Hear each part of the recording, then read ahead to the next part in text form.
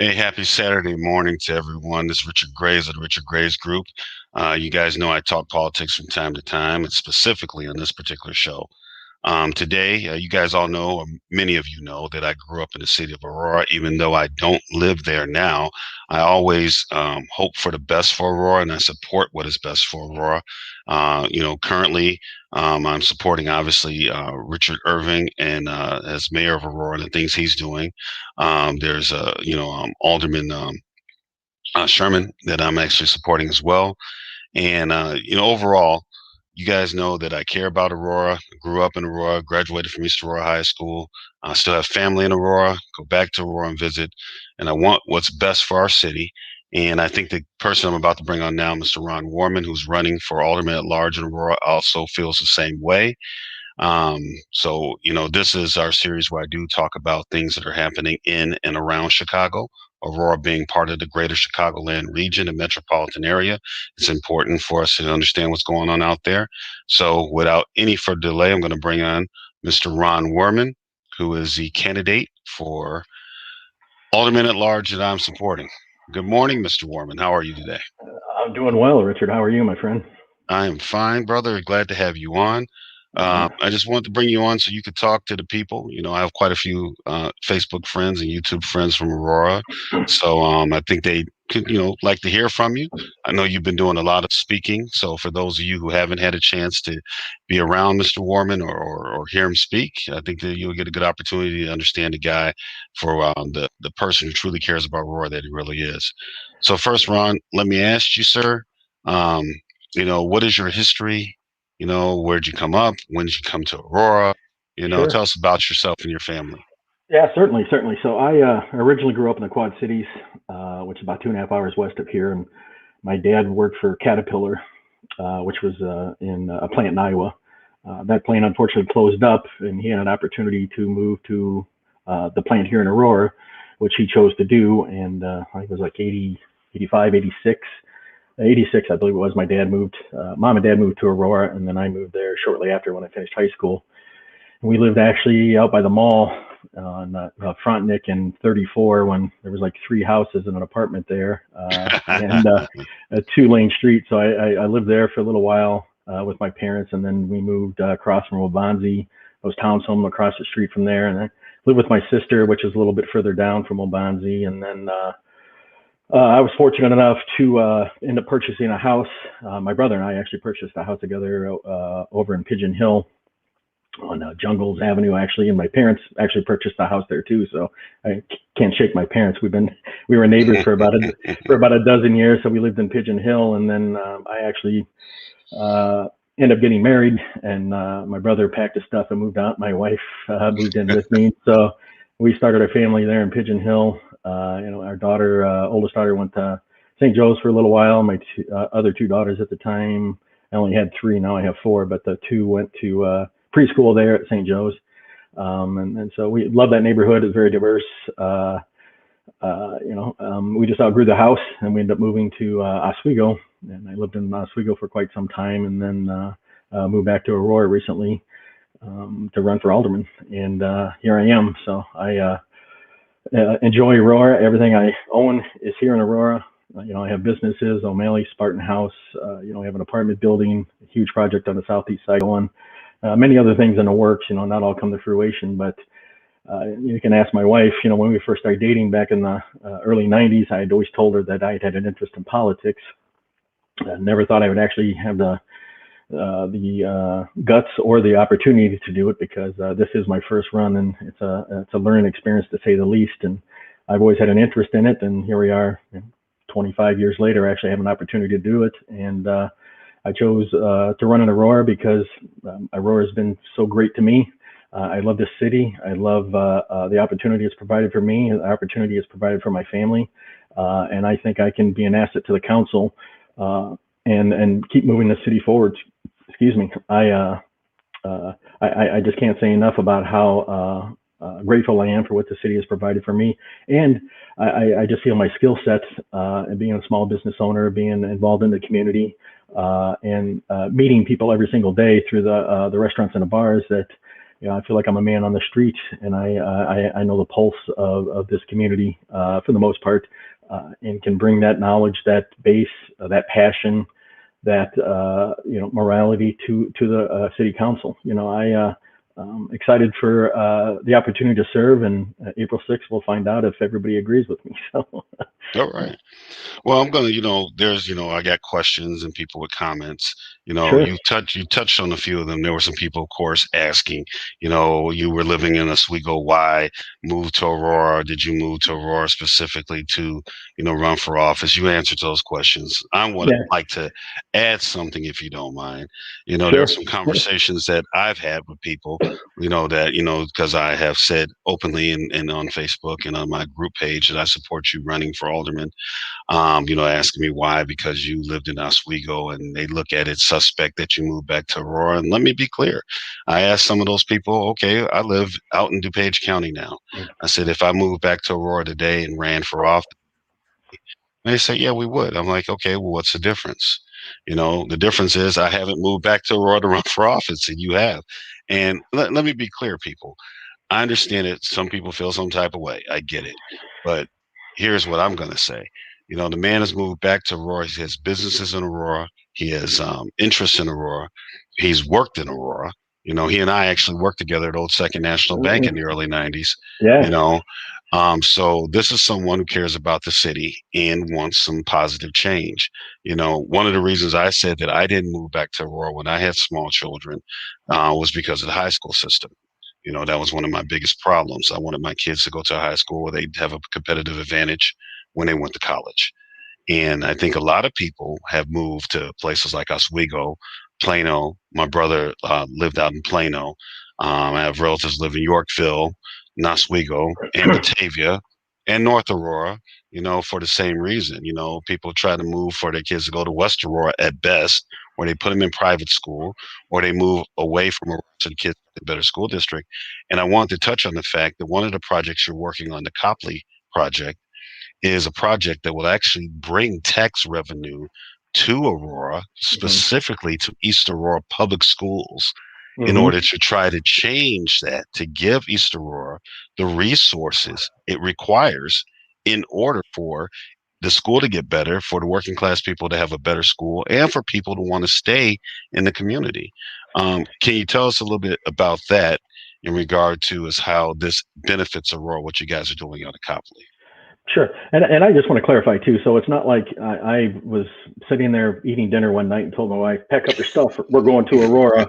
I want to run for alderman. We were looking to move. There was, again, the suburbs. I could have, every city you've named, I could have moved to. We needed to move. I was renting at the time, and I just we wanted to buy a house. And so we started looking in 2019, October, November 2019. We decided, what, this is what I want to do. I was originally going to run for 10th Ward alderman, so we started looking in the 10th Ward, so I can meet the criteria there. So this isn't some willy-nilly, like, I want to move to Aurora and I'm going to take over the city government or anything like that. It's like we looked hard and we talked it out, and my wife and my 4 daughters are on board with what I decided to do. It was a decision we made as a family, and so that's it just that's how it happened, and it drives me crazy when people think I have some ulterior motive, and I don't know what motive they would think, but people can think what they want, but I know that I'm doing it for the right reasons, and that's the simple fact, and I can't, if you think otherwise, I'm sorry. You want to have a conversation with me, I'm at 3 places: my house, Spartan House, or O'Malley's. Feel free to, we'll sit down and and I'll lay it out for you. So, but when people question if I still live in Oswego or not, Richard, you can attest that you've been to my home, and we need to do it again because now it's actually warmer, and we can. I could show you some of my cooking skills, and on the grill, and enjoy each other's company. We've always had spirited conversation, debate, from sports to politics to racism to you name it. In the God, I can't. Is it 30 years? 30 years Yeah. I've known you. Jeez. Don't remind me, man. Yeah, and you still look great, man. I'll tell you that. So, well, thank you. I appreciate it. So we've always enjoyed each other's company over the years, and sometimes we'll go, a year not talking, and other times we'll talk, often, So, but as far as Copley, um, it was a project that sat empty for 25 years, or a building that sat empty for 26 years, and it was just anybody that had been by there. Admittedly, when we first started talking about it, was actually back. We'd talked about it with Mayor Weisner, and he just thought we were crazy for doing something, and just kind of said, no, let's think of something else or whatever. So, and then when Richard was elected, we approached him again, and he was all for it. It's a $120 million project that's going to transform the community over there, and just change. I think the people that live there change their sense of their pride in the neighborhood over there. It's that horrible buildings next to that school. I cannot imagine, taking my child there and have to be next to that scary ass building. It's like I took my daughter over there, and she's like, Dad, what is? She was 9 at the time or 8 at the time. She's just like, unbelievable. And kids go to school there. So it is an amazing, awesome project. We've admittedly had some hiccups. COVID did not help anything, but we able to obtain financing, and we 70, 75 million, 80 million dollars that we've obtained in financing, and they're going to town over there. I mean, if the building's starting to take shape, we're going to be opening up a sales office here pretty soon to start leasing some of the apartments. It's crazy. And then for people, I mean, Facebook is just, the devil at sometimes. And, people saying that we're not qualified to do it, this or that, it's like, we're not running, we're not going to run the building. We've hired management companies to run every aspect of that company, and there's going to be some medical facilities there. I'm not going to be doing surgery or taking MRIs or anything like that. We manage the property, we're not going to, taking temperatures and things like that. I make burgers. I don't, I'm not a med, So, but for people to sit there and say that it's a sweetheart deal, this or that. I mean, I have everything I own is risked in that project. I mean, some of the other partners who are much better off than I am, maybe not. It's not like we talk about it, but literally everything I own is on the line for this project, because that's what entrepreneurs do. They take risk. I've lost businesses, I've lost houses, because I take risk. And some succeed, Spartan House,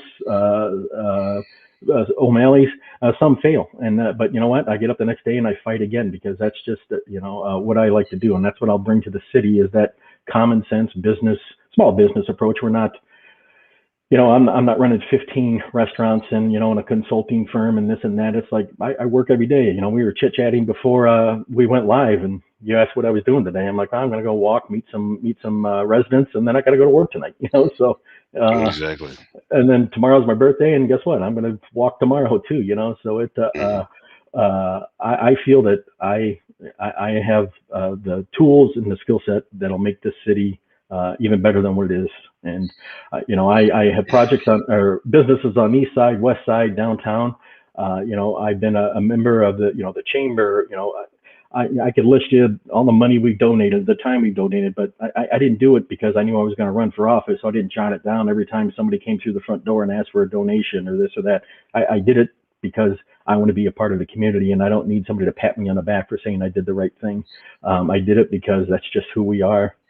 And simple as that. They were questioning my residency, asking where I lived, when I lived. And I said, I didn't keep track because I didn't know it was going to be that big of an issue. It wasn't sentence, and I marked off where I slept each night or this or that. It's just crazy. It's just crazy to me that people are making a big deal about it. But again, it is what it is, and I'm going to stay the course and do what I do and continue to bring her prosperity to this great city. So. Absolutely. Well, I'll say this much.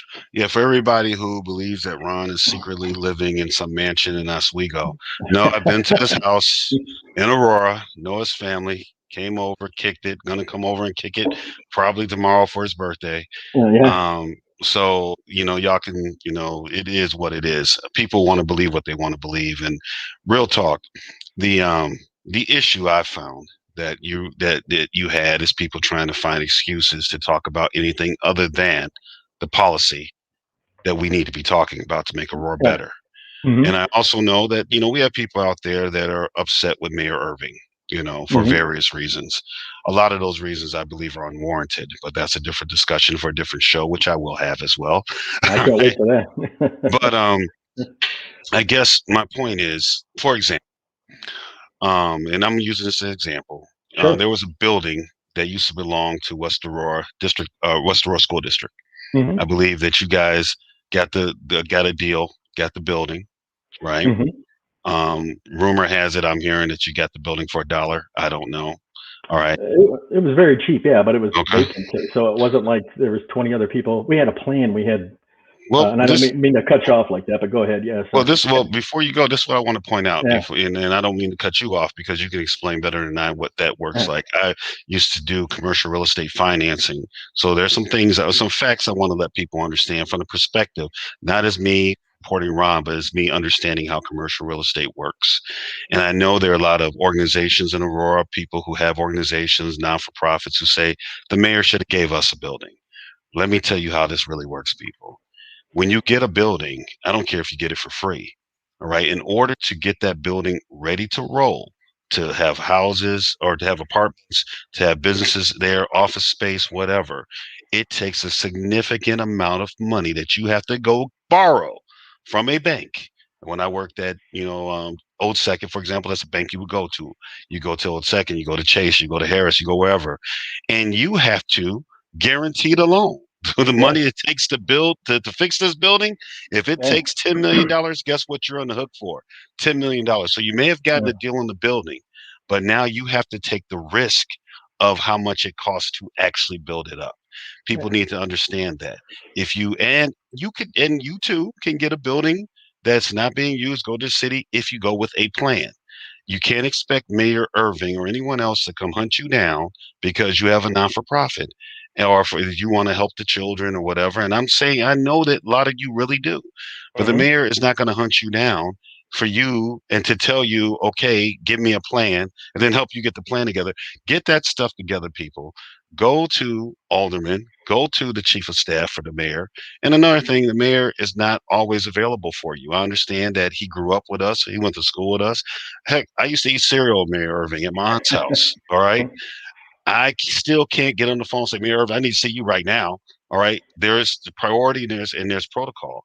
Eventually I would probably get to talk to him, but I would have to set a time for that, because again, this is how it is with Governor Pritzker. I worked for his campaign.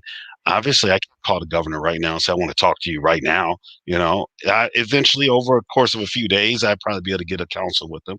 And Mm-hmm. at that point of time, I need to have something to say that's worth it.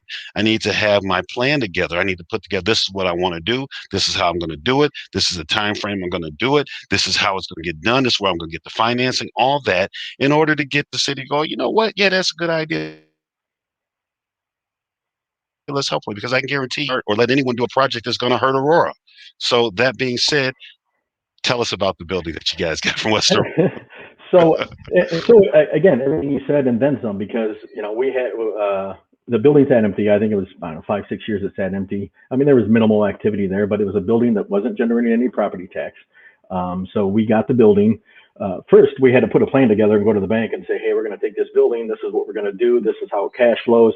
This is what we proposed. I mean, all that takes money. We didn't draw something out on graph paper. We had to hire architects and engineers and say, that costs money. They don't, it's not a 20-minute project where an architect sketches it out on graph paper and an X-Acto ruler or whatever. And all that takes money and takes effort and planning.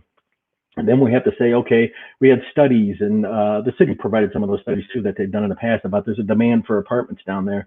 And we had to go to the bank and say, hey, bank, this is what we're going to do. This is how it's going to be successful. Please give us some money, And then we had to say, okay, Mayor Irvin, is this something that you think would work downtown? And he said, yes. Now you need to go to talk to this guy, and here's the process to get that done. So it wasn't like he stamped it. Like we talked to him on Friday and grab your tools, boys. We're starting to work on Monday. No, it had to go through planning and development. It had to go to the planning and development. There was a million people that had to sign off on something, and then it had to go to city council, and city council had to approve it. So anybody along the line, why that was going on, it wasn't hidden. It wasn't like, here's a secret envelope. Don't look at that. It was all public record. It was all that, and then it was on city council, and they approved it. I think it was 12-0. just like Hmm. Copley. Everything that's gone in front of Copley for the investment the city has made in that building has all been 12-0, and I hear these guys now, some of the campaigners that are running against Richard trying to knock it. I'm like, 3 years ago you could have said no to this. Now all of a sudden you're smarter, and you realize that this thing's a joke or whatever. It's just campaign jibber jabber to me. But it's Well, a process. And now we rented those buildings and the apartments in 45 days. We rented that place from open June 1st, July 15th full. We have a waiting list there now. So. And we don't make any money on it yet. It's not like as soon as you pay your rent, we divide it up between the partners and stuff like that. It's a long-term investment, and this is going to spur growth down there. And there's talk of other things happening down there because we showed that there's a demand down there, and that attracts developers. mhm. We're not people get into this business to make money. We all go to work every day to make money, and some people just do it differently. And developers develop buildings, and that's what we're looking to get done down there. And that's a great asset to downtown Aurora, in my opinion. And let me add, it is a great asset to downtown Aurora. We know that downtown Aurora has not fared as well as downtown St. Charles or downtown Naperville, and we would like to see it that way. I would like to see it that way. Aurora is Yeah.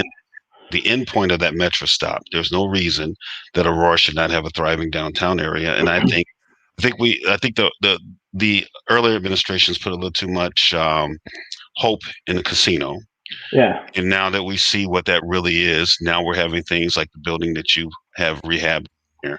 We're seeing businesses being courted to come downtown in a certain way. Yeah. And this is not at the expense of the rest of Aurora. This is for the betterment of all of Aurora. Yeah. And we need to understand that. Um, you did touch on the Copley issue, and I want to make this plain. Now, even though I do not live in the city, I am I follow the city of Aurora actively. And many of you know, I'm pretty much involved with state issues and particularly issues with the region, which is Chicagoland region. And I know for a fact that for the years that building sat empty, nobody came with any real plan. So for anyone wondering why Ron and their company got this deal, they weren't competing with 100 people. They weren't competing with three Yeah. people. They weren't competing with one other group. So for those of you who want to say that, oh, why'd he get it? Well, I would ask you to get your group of developers together and architects and engineers and determine how you're going to do it and submit a plan. But that didn't happen. So again, it's one thing to say what you would like to do and get upset about what somebody is doing, but don't really, I mean, just be real. Don't hate on somebody for doing something that you didn't do or you couldn't do. And it wasn't that you couldn't do it because you didn't have the means to, you just didn't think to do it. So somebody thought to do it. I went to Bardwell grade school. I love Bardwell, Yeah. and I drive by there when I'm in Aurora and I see what's going on with Copley. I am glad it's happening. As a law enforcement person, trust me, you do Oh not yeah. want that building empty. It should never have been empty with those children going back and forth. Things happen, and thank God nothing has. And now we can have something that kind of guarantee that we have a working facility there that's bringing value to the neighborhood, that's bringing value to the east side of Aurora, that's bringing tax dollars and revenue to East Aurora schools that is badly needed. Any of you out there who are teachers that work at East Aurora School District, you can't tell me you don't need the money. You don't need the resources to help make that school district better. Now, speaking of East Aurora, we know we have a lot of Latinos in East Aurora. We have Hmm. a lot of Mexican people and some Hmm. Puerto Ricans and probably some people from other, Latin American countries. So Yeah. no disrespect to the people from Guatemala or Ecuador, anywhere else from East Aurora, but we know we have a large Latino population, or Latinx, as the young folks have to say. So one of my Facebook friends, when I put up the post that we were going to be talking today, the first thing I see is you, the clip Oh of my God. you Yeah. rotating saying that Yeah. you're of German ancestry and your wife is Mexican and Hmm. your children are both. And you said your children are trilingual. They speak I'm sure what you meant to say is they speak English, Spanish, Right. and Yeah. German. Yes. However, Yes. Yes. Yes. Oh my however, God. you said Uh, English, Mexican, and yeah. English, Mexican, and German. So Yeah. can you tell us how you came to saying that and what you really meant to say? You know. Tell us what you said and what you meant to say and why Sure. you said that. Okay. Yeah. Here I'm proud of my wife. I'm proud of my German roots. She's proud of her roots. I'm proud of the fact that my daughters embraced their heritage and their roots. And I wanted to share that with everybody. I tell people I'm what Aurora is. I'm a blended family, and like you said, there's a huge Latino population here in Aurora, and I wanted people to know that. Even though I'm not Latino, I understand the community. And we were speaking public live. I think it was my first or second forum. I screwed up. I mean, I can't sugarcoat it any other way. I misspoke, and I felt like as soon as it left my lip, I'm just like, oh my god, and then my phone started blowing up about saying, what a stupid ass I was and stuff like that. I'm like, I know, I didn't mean any disrespect, and I truly apologize to anybody I offended, because I know I did, and I'm not that guy. I truly am sorry, and this is all new to me, and like I said, from when I got into this chaos till now. I'm a different person, but I just messed up when I was speaking, and here I thought was a good thing. I turned it into a bad thing, and Well, again, I understand why people are mad. But I sincerely apologize. That's just not who I am, and I well, misspoke, and I apologize.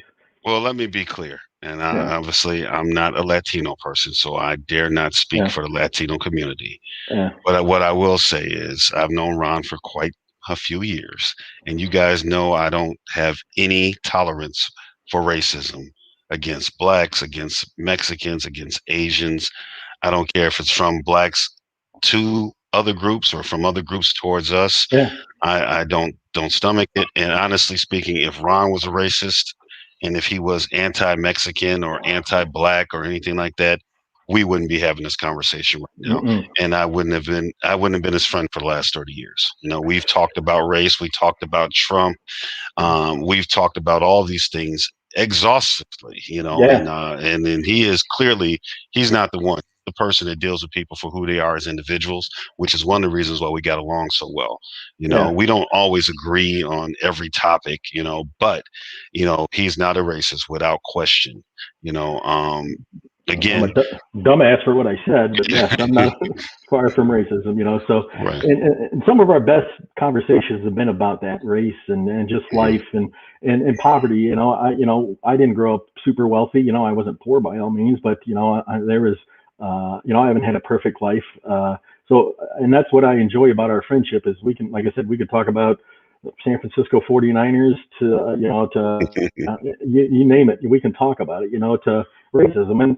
And some of those subjects people are afraid of. I'm not afraid to talk about it because I know if you can have an intelligent conversation about anything, that's productivity to me. And we talked about when that JL was having out there protesting in front of that One Stop or whatever it was. And it's like, I was so happy to see that they sat down and worked out their differences. And you encouraged that. And it was just that is what communication can do. And it makes me a better person when I hear other people's perspective on anything, except for the 49ers versus the Bears. I'm going to pick right, every right. time, but again, I can't say I'm sorry enough, and I'm not that person, and I sincerely apologize to everybody, and it's just not who I am, and I'm Yeah. just not Well, I not mean, happy about it, but it is what it is, let's be and I real. apologize. Let's be real past the faux woke conversation where people seek to be offended by things. And don't get me wrong, I understand there are true microaggressions. Oh There are yeah. true people trying to insult you and things of this Hmm. nature. But I think we need to get to a point of reality and being realistic. People do misspeak. They say things wrong. I did a video yesterday and I was talking about Governor Pritzker and I kept saying Governor Ronner, you know, and obviously, it was a misspeak. When you're talking live, sometimes you don't filter everything right and you're thinking ahead and you're saying one thing and meaning another. But even more fundamental to that, this is me speaking as a social scientist. Okay. Uh All right. You are the parent of children who are mixed, who are considered still Mexican by Hmm. people of color. Yeah, oh, And I yeah. know from knowing you, I know that they have experienced some racism themselves, and I know you weren't too particularly happy about it Not at all. to be minded to keep it clean, so you understand that Mexican people do experience racism and discrimination. You've seen it experienced by your own children, by your own wife.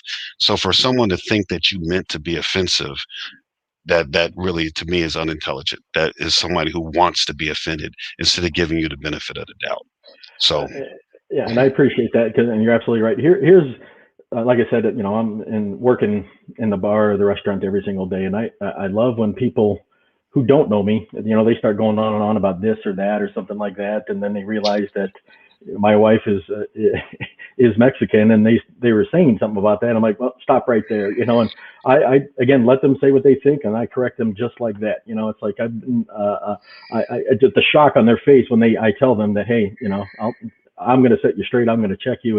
Is I feel good about being able to say that to them because the look on their face is just amazing. Like, oh shit, I messed up or whatever. Like, and it's like you're so misinformed, you're so ignorant, you're so this and this and that, and this and that. I'm like, just stop and get out.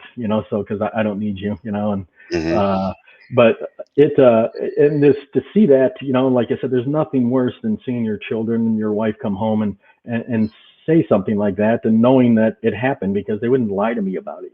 So my daughters were honor roll students, in school and in college, and for them to still experience that, to be judged, my one daughter's almost had a full ride to college, and for her, the people instead of looking at her as a scholar, they look at her as a Mexican and try to judge her because of that, like it's like she's a human being and treat her that way, So it just breaks my heart, and I know what happens, and I am not that person. So yeah. All right. That now that we hit that elephant in the room, Yes, we um, did.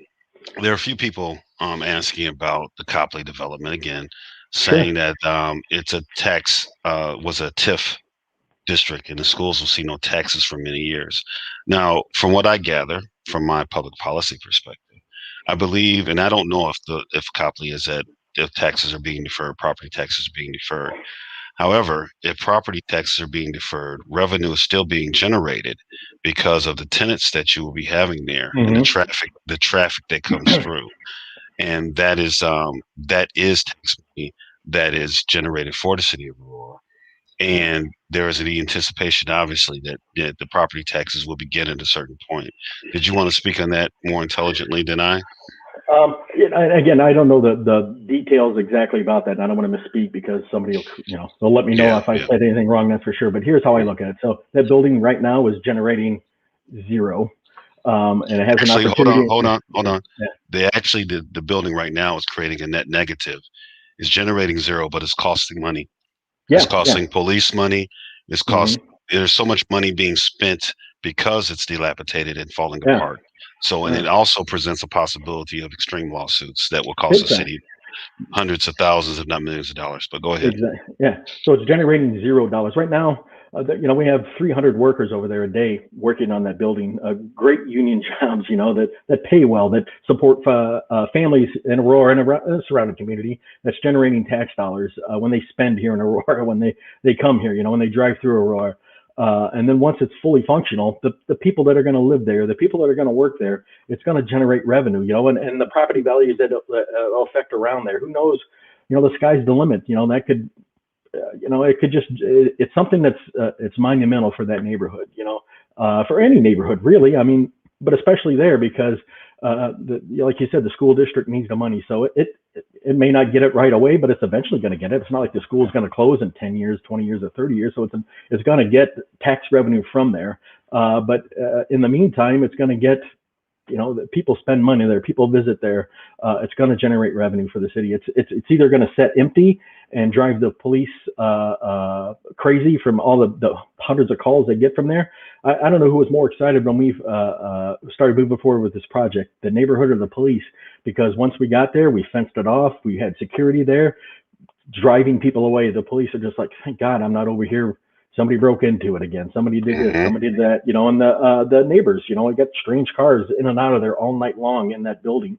They were ecstatic that at least we fenced it off and was doing something, and like you said, the revenue that saves, they can be doing something else, besides shooing off kids trying to, and from other areas. It's not like, they're coming from, that was a destination for people, coming Hmm. from, you could see videos, they're coming down from, or from Orland Park, from, the northern suburbs, so it was a destination to get film and see it, so they were ecstatic that we actually had a presence there, and was able to take control and keep people away. So for anybody to think that it's the city's not, or the school's not going to get money, I mean, it's called investment, because Hmm.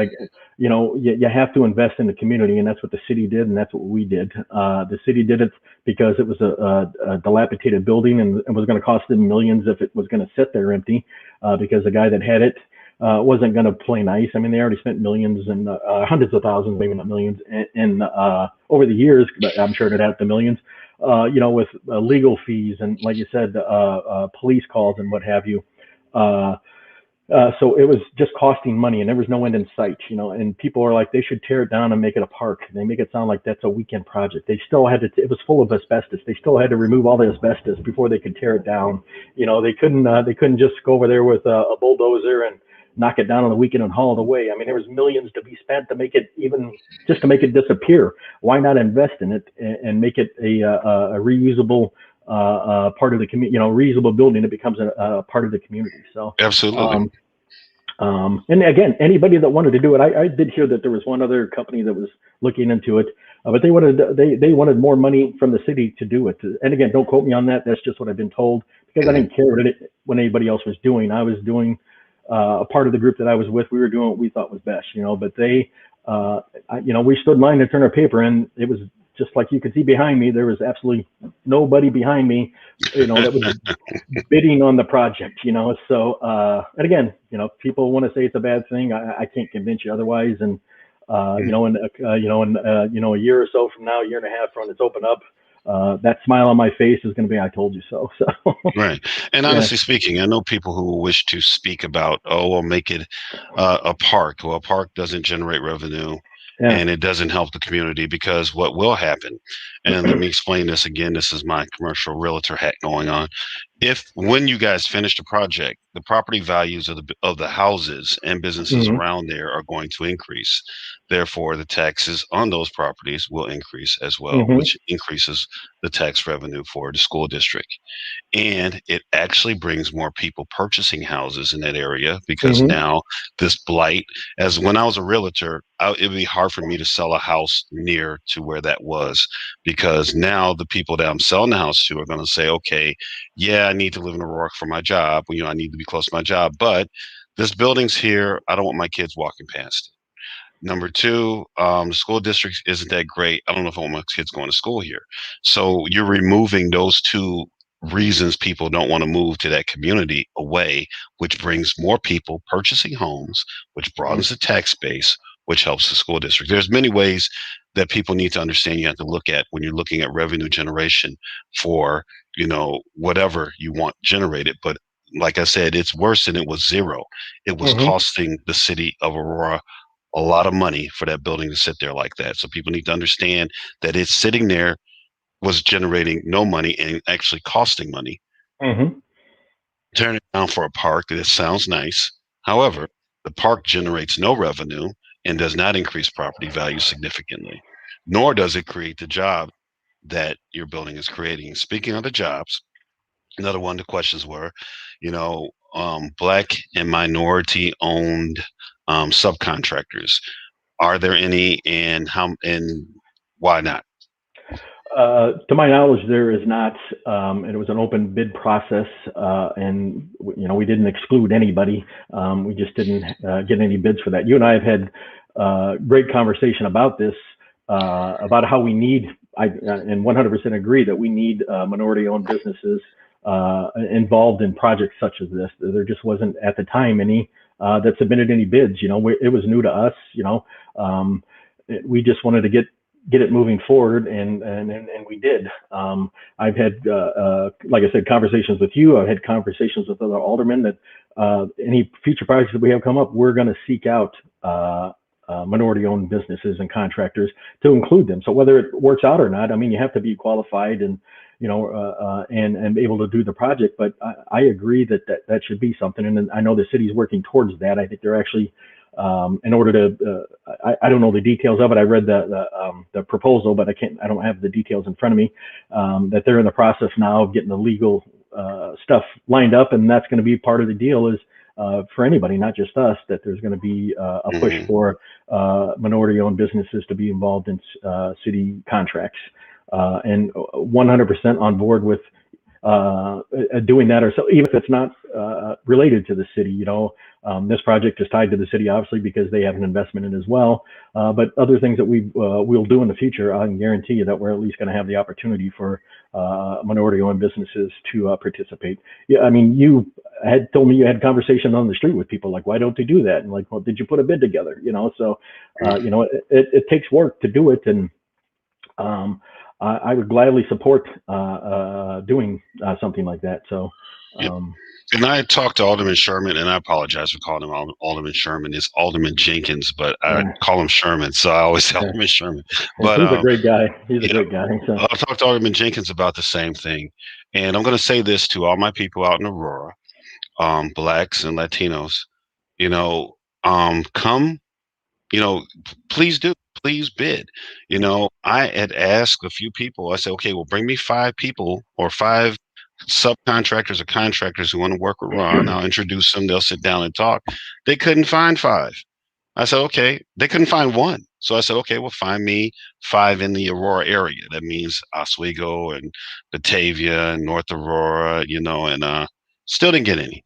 So for those of you who know people who do this or who do this themselves, this is an ongoing project. Get your stuff together, come on down, and present your credentials and what you've done and what you're willing to do, put your bid in so you can get to work, because obviously we want people to work, that's what we want, so, I mean, people, realistically speaking, you have minorities on the city council, you have a minority who's a mayor. All right. I understand that it may not be happening the way you want it to, but of course, none of them want to not give minority contracts out, so, again, I'm not trying to broaden the conversation to be about all of Aurora government, but at the end of the day, people, I hear people talking and saying things, but I don't see you guys doing things. You have to, it's more than just talking about what you want. No one's going to come and just drop something in your lap just because, you have to be prepared. You have to have a plan, and you have to present that. And that's how you get involved in the game. And that's in anything, but I'll leave it at that. I had to ask the question because people were wondering, in regard to your overall objective, in regard to what you want to see for Aurora. I mean, real talk, you own businesses, you have employees that live in Aurora, obviously, that you're invested in creating jobs in Aurora for people from Aurora.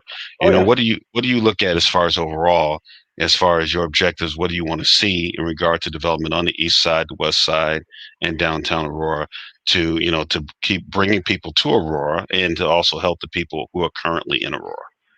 So to me, I tell everybody it's easy. Anybody that tells you anything different, everybody wants great schools. Everybody wants safe streets. Everybody wants lower taxes.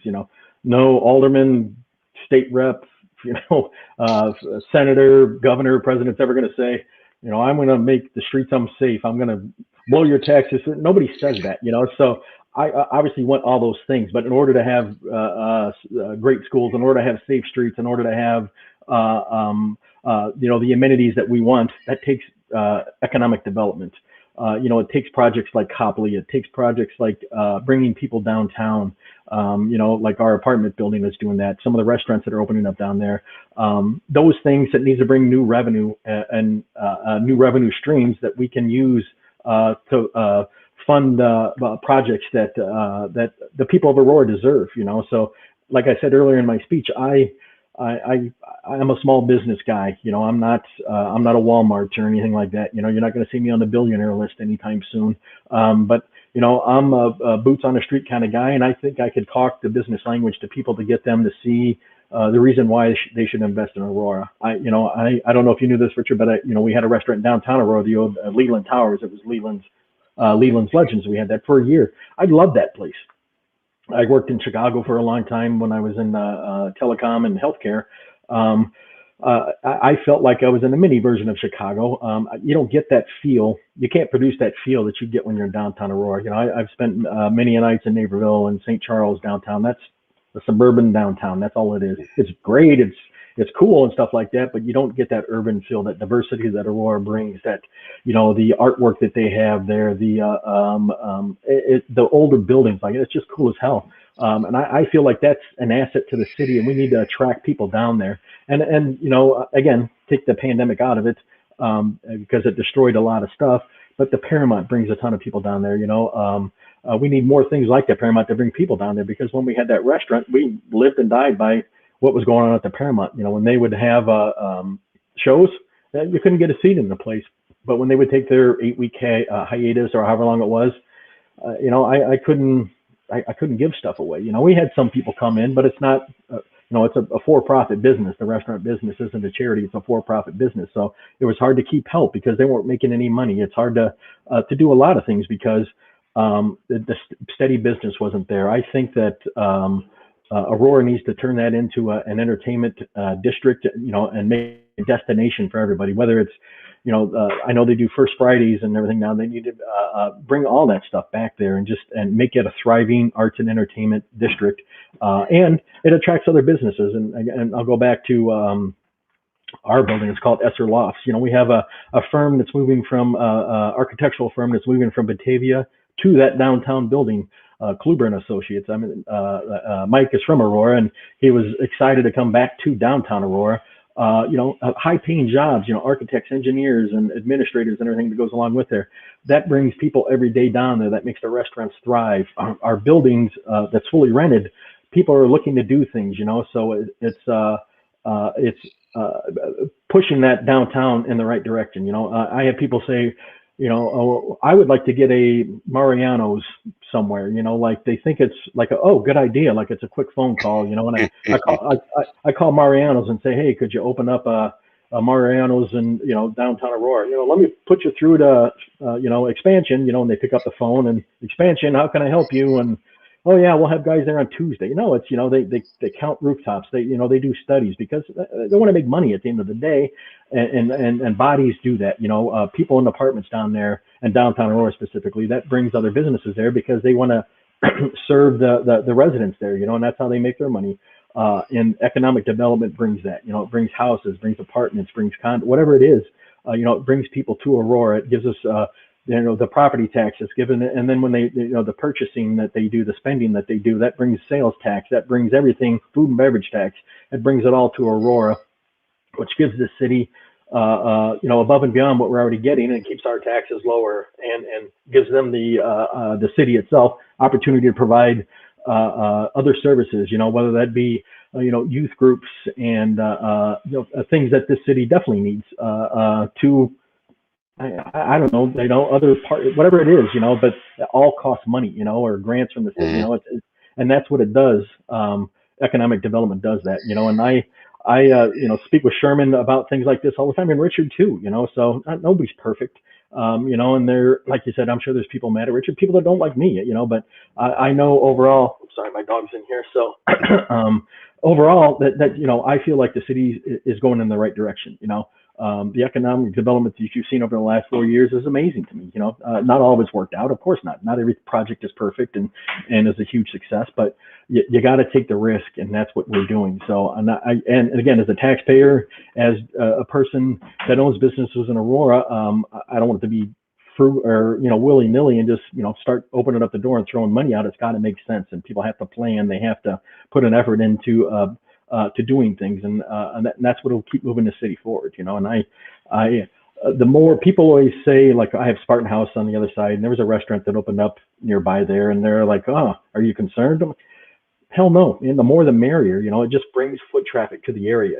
so I wish they'd opened up 5 restaurants along, or anything. It just brings foot traffic to the area, and it's customers that may not have ever visited over there that may be going to the diner next door, but they'll see our place and they're like, we're going to try that next time. Or, it's just, you need to give something for people to want to do, and businesses attract people. People spend money, and that's what we need. I agree with you, man. There was two things you touched on. One was the fact that downtown Aurora is very different than a downtown Naperville or Crazy. downtown. And I'm going to say this. Um, Aurora's downtown, growing up in Aurora, I always loved Aurora's downtown. I always loved our viaducts and our, train running through there, and, the older buildings that we have, because it was different than the suburbs. Aurora is a city like Joliet or Elgin. They're cities. They're Mm-hmm. not suburbs. They're part of the greater Chicagoland region, part of suburban Chicago, but they are cities upon themselves. And with them being cities, we have an opportunity with downtown Aurora to make some a very nice destination for people to come to. Mm-hmm. Like I said, Paramount is a good anchor for that. We realize the casino, not so much. We know what the studies say, that the people come to the casino, they leave, just like in Elgin. Come to the casino, they Yeah. leave to downtown. Yeah. Joliet, because it's a county seat, I think had a different rhythm, and they were able to build a little bit more with their downtown. It's actually pretty nice downtown as well. I think that we have an opportunity with the river, the way the river is, and the way that the new residential development is coming, the business development. I think is going to continue to draw people. Um, I listened to Mayor Irving and a few of the aldermen in discussing the long-term development for downtown Aurora, and I just think it's going to be a great thing. I think it's going to get the benefit that we're trying to get. Like Ron Mm-hmm. said, a business that was in Batavia, is moving back to Aurora with those jobs and that revenue for the city of Aurora. That's the type of thing we want. That's the type of result we want. That's Yeah. why the city said, okay, we'll give you this building at this price because you've shown us a plan that's going to bring residents and it's going to bring businesses. Now, Yeah. as far speaking to, I know real talk, Aurora has some issues. We all know there's some Sure. issues going on with the youth. My friend J.L. Harris has a lot of organizations that he works with and that he actually leads that have different types of programs to assist in trying to minimize that. And I'm just saying, not trying to speak for you, Ron, but I think Sure. Ron as an alderman will be a person you can go to with those type of ideas and can get put together with other groups to Mm-hmm. actually start doing these things. Mr. Harris, he speaks in schools in Bolingbrook. I'm like, okay, he's speaking in Bolingbrook. He needs to speak in some schools in Aurora, and I told him we're going to talk. I'll probably have him on the show again next week, but we're going to talk, and so I'm going to assist him in putting some things together. He has a lot already put together.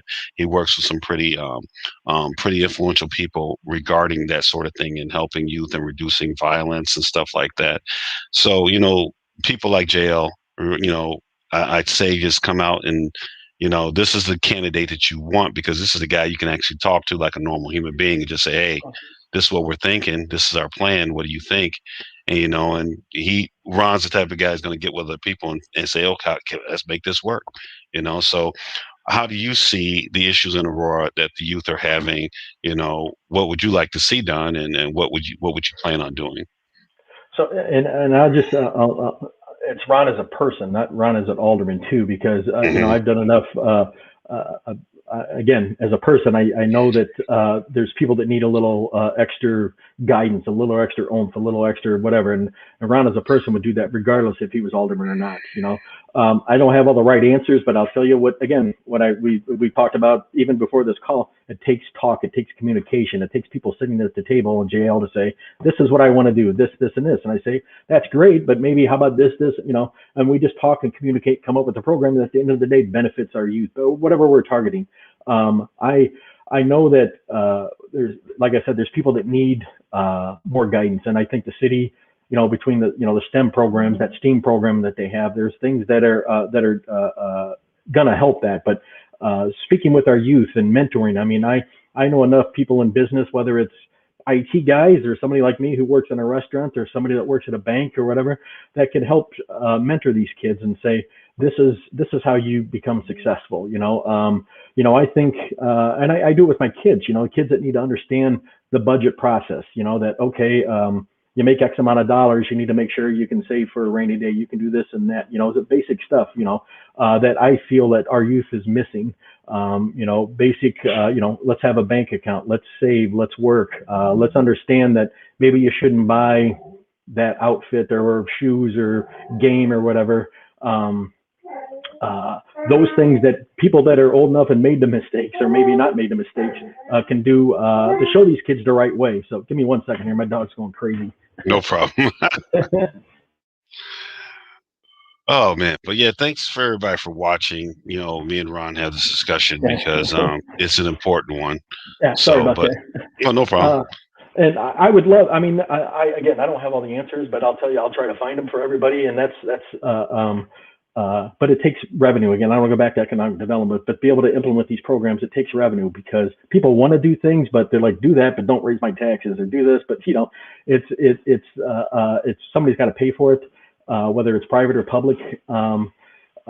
It needs to be funded, but it needs to get done, and we need to talk and figure out how to get it done. I think just showing people the path and giving them the tools to become successful, I think is a great first step in fixing some of the issues. Whether it's poverty, gangs, and things like that. I've listened to many of these calls, and they say poverty causes a lot of headache, and it does. And you eliminate poverty by showing somebody that they can be a carpenter, electrician, accountant, truck driver, whatever, good paying jobs, and it's, and everybody promises everything like, I want to work for so-and-so and create jobs. Well, I can say a lot of things. I want to go to the gym and lose 40 pounds, and it hasn't happened in 30 years, so I've created jobs, every day, I see kids at Spartan House who go to Aurora University that make great money over there. I give them an opportunity to make money while they're in school.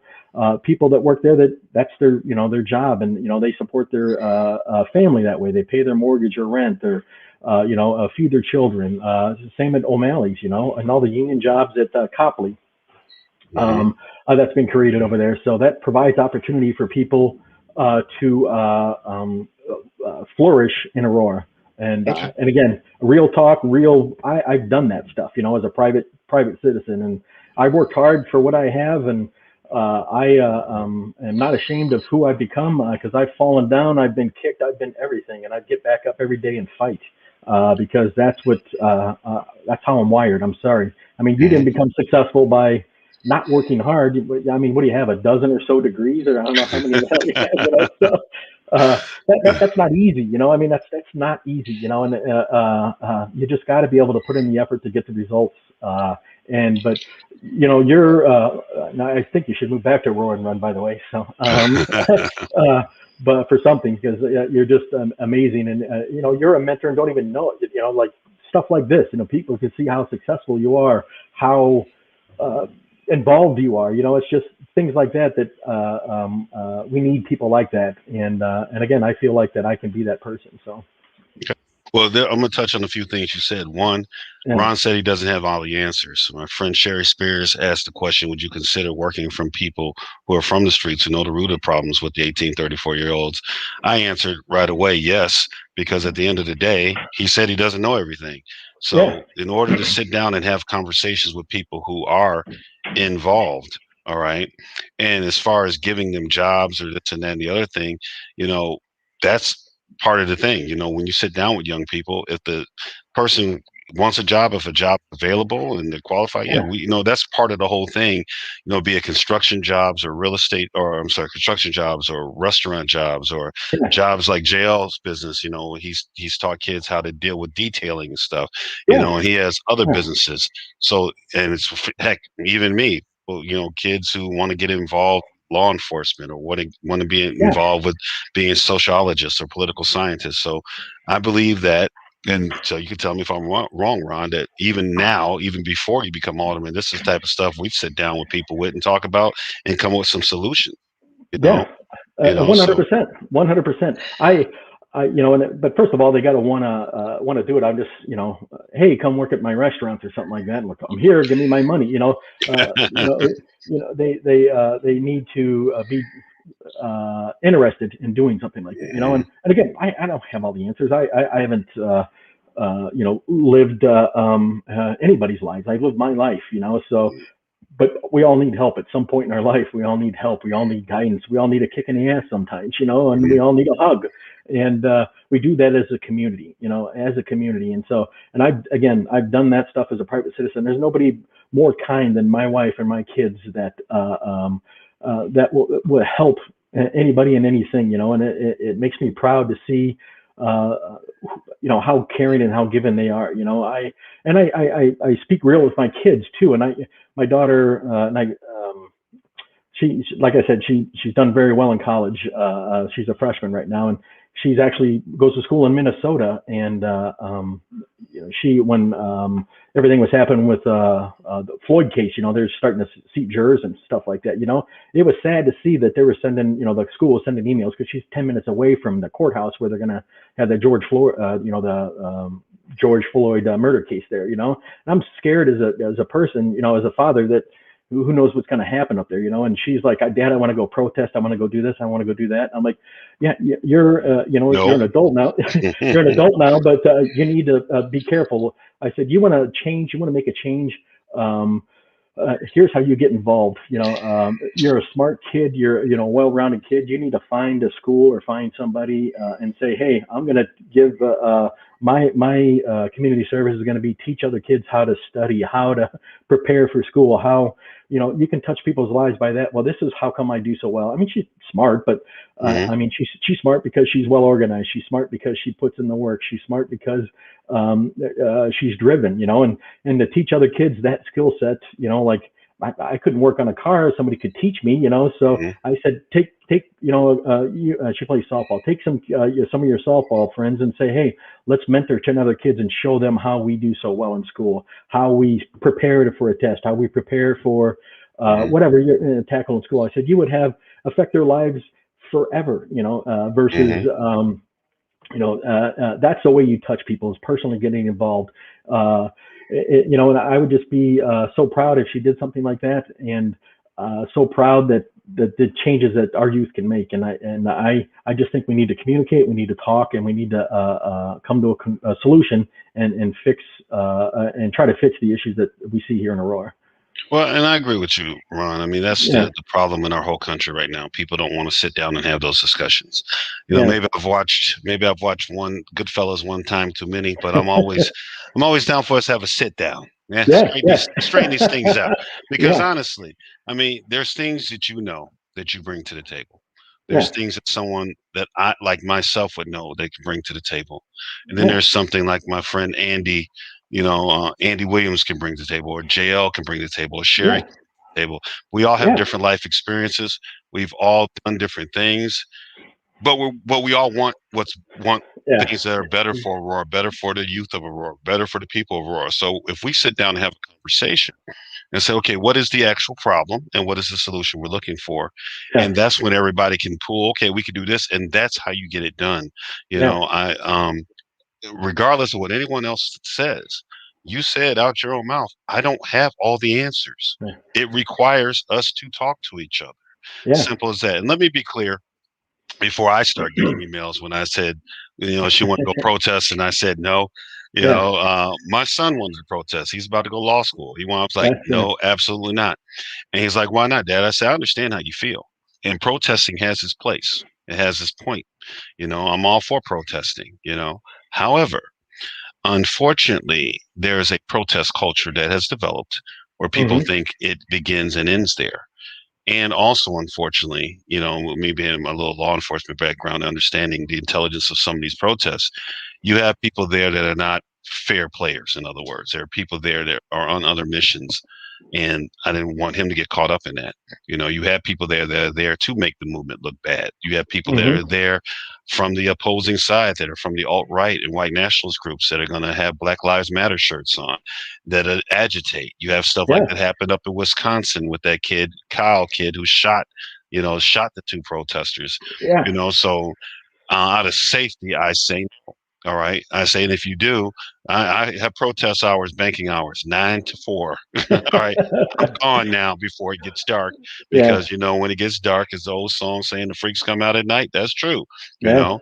So I'm not saying don't protest people. Don't give me the emails. I'm simply saying that whatever we do intelligently. Now, what Ron was Right. speaking to is what I always tell all you. You guys heard me say it before. Coach Martins, my high school algebra teacher, told me a couple things that I still say and learn that are more true each year I live. He said, you're either part of the problem or you're part of the solution. That's Yeah. it. Yeah. And to be part of the solution, sometimes you got to think about the big picture and think about what really changes policy. I worked a protest. I won't say where. It was Chicago. All right. And someone was hollering in my face talking about, oh, you guys, blah, blah, blah. You rent a cops, yada, yada, yada. I was working off duty. And I said to the guy, I said, well, I'm getting paid $65 an hour to look at you right now. And I said, you hollering at me talking about F the police, what is that going to get you? I said, if you are really having a problem with the Chicago Police Department, you need to go down to City Hall and holler at the mayor. And not just holler at her. When you go to vote, make sure she hears your voice. Yeah. And secondly, not only when you go to vote that she hears your voice, hold her accountable. Because the Chicago Police Department doesn't answer to anyone but the mayor of Chicago, who answers to the people of Chicago. So she's their boss. She can't pass the buck. Chicago police they're not autonomous. They also do what they want to do. They answer to the mayor. The mayor could change the rules about residency where officers live who work in communities to encourage more minority officers hired to actually know the communities they work in. These are practical solutions if that is the problem you're trying to solve. But if you just want to feel good or feel like you did something and Yeah. you protested, yay. I mean, protest gets results. My friend JL, he protested in front of the guy's store. Finally, the Yeah. guy had to sit down and talk to him, but it did have to come down to a discussion again about policy. JL got his attention with the protests. He wasn't disrespectful. He didn't tear the guy's house, burn the guy's building down. He didn't throw a brick at it. He didn't cuss at the guy. He always called him by his first name, George. He never called him out of his name. And eventually it wore down. It's like, dang, this dude's serious. Okay, I think I need to talk to him. That's Yeah. how you do it. But again, so let me just be clear. That's what I said about the protesting thing. But we're at an hour here. We're going to end. Hopefully, I'll have Ron back on in a few weeks as the alderman at large for the city of Aurora. But those of you who know me, you guys know how to get in contact with me. And like I said, Ron is not a untouchable. Oh, I can't get in contact with him. I'm higher than everybody. Approach the man straight up. This is what we're trying to do. Come with a plan. If you're uncomfortable with that, talk to me. I'll talk to him. We'll set up a sit Yeah. down. I love saying that. Set up a sit Sure. down and straighten these things out because we want what's best for Aurora. I want Aurora to be the best. I want Aurora to be the best city in the region. All right. I Yeah. want that downtown to be where people are living who work downtown. They got that train ride. They can go they can fall asleep on the train, wake up Yeah. at home, and that's what I want to say. I want to see Aurora's downtown thriving. I want to see the other business districts thriving. And I'm from the east side. I'm definitely all for what's making the east side better. I mean, like I said, I went to Barwell. And every time I used to go back to visit the school and see that building there, I was worried about the kids that went to school there. I'm glad something's being done.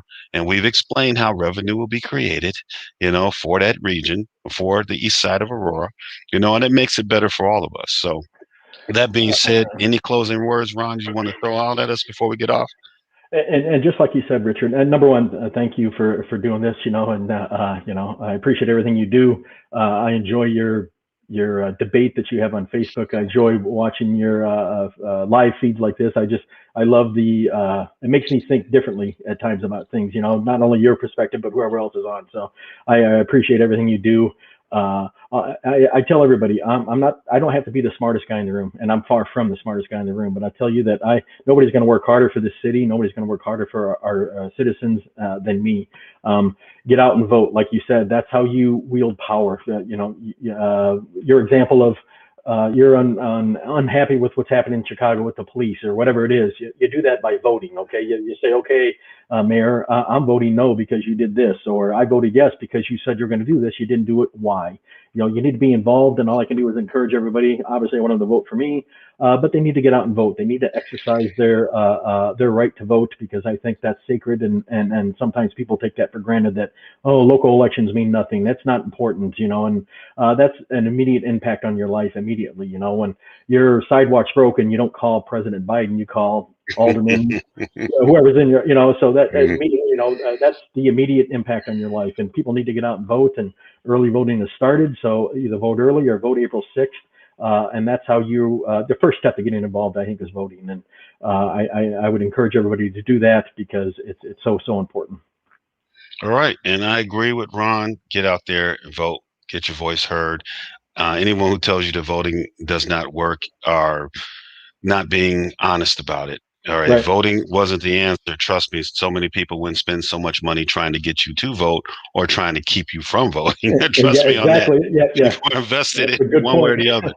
So that being said, yeah, please go out to vote. Of course, I'm endorsing my friend Ron. I Thank you, think my he's going friend. to be a great asset to the city of Aurora and making Aurora get better, which is what I would like to see. And thank all of you all for watching. Thank you all for your questions. I hope I posed your questions properly to him. And if you have any other questions, feel free to inbox me, text me. Those of you have my number. Ron to tell you, I'll come to him and say, hey man, this is what I'm being told. What's up with Yep. this? Oh I'll yeah. ask him straight up, and we get straight up questions. And he's giving me straight up answers. So that being said, thanks again for all of you who supported the show. Of course, we'll be on next week, but thank you very much. And everybody be safe. Have a safe day, and just be safe. And like I said, make sure you vote. Take care. Thanks, Richard. All right. Peace. I'll see you.